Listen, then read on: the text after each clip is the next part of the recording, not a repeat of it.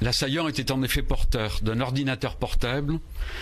dont les premières exploitations permettent d'établir la présence de nombreux fichiers de propagande djihadiste, notamment 2 couvertures en langue arabe et anglaise du manuel d'action des loups solitaires édité par l'État islamique, des images de l'attentat de Londres du 3 juin, des vidéos glorifiant les attentats de Paris et de Bruxelles,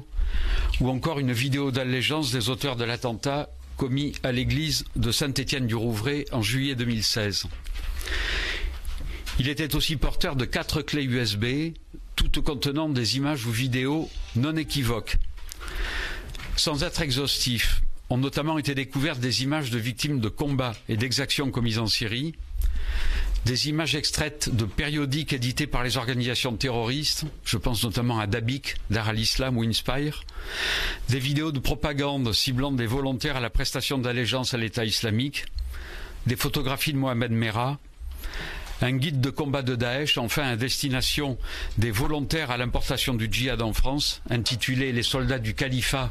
en terre des Francs », dont il semblait être l'auteur. Ont aussi été trouvés des éléments sur les années de sang en Algérie, sur l'Irak et sur les frères musulmans.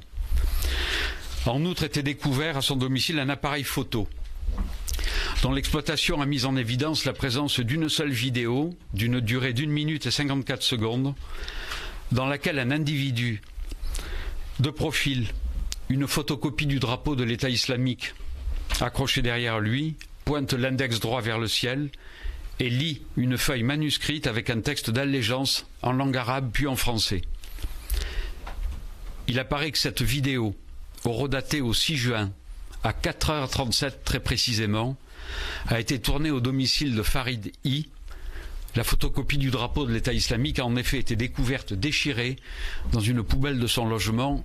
de même que la feuille manuscrite qui avait été lue.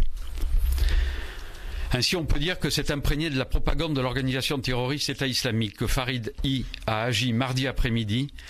répondant par son passage à l'acte au mot d'ordre permanent de l'organisation, appelant ses membres à défendre, je cite, les frères humiliés en frappant contre les mécréants.